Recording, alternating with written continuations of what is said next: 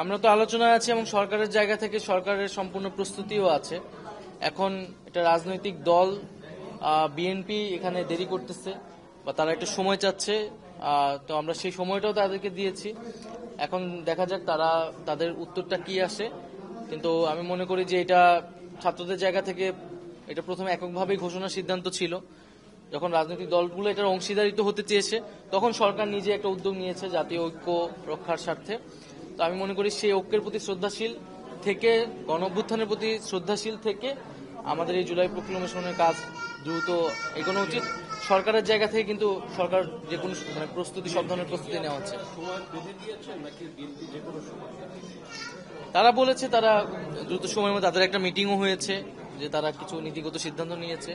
আমরা হয়তো দেখবো আর কয়েকটা দিন, তারপরে হয়তো এটার আনুষ্ঠানিক বক্তব্য আমরা সরকার অনেক বলে ফেলছি। আরেকটি লাস্ট প্রশ্ন, মাননীয় উপদেষ্টা, আমরা দেখেছি গত পরশুদিন কওমি উদ্যোক্তাদের একটি প্রোগ্রামে নারী সাংবাদিকদের প্রবেশ করতে দেওয়া হয়নি। তো এই নিয়ে আজ ধর্ম মন্ত্রণালয় থেকে একটি প্রেস বিজ্ঞপ্তি দেওয়া হয়েছে।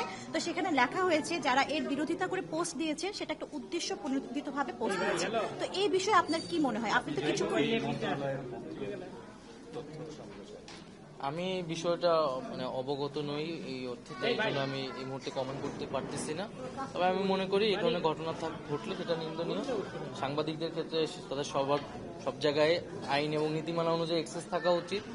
নারী সাংবাদিকদের ক্ষেত্রে আমাদের আরো বেশি নিরাপত্তার কথা ভাবা উচিত, কারণ আমরা মত প্রকাশের স্বাধীনতায় বিশ্বাস করি। যদি এই ধরনের ঘটনা থাকে সেটা আমাদের আলোচনা করে আসলে ভুল বোঝাবুঝিগুলো আসলে নিরসন করা উচিত।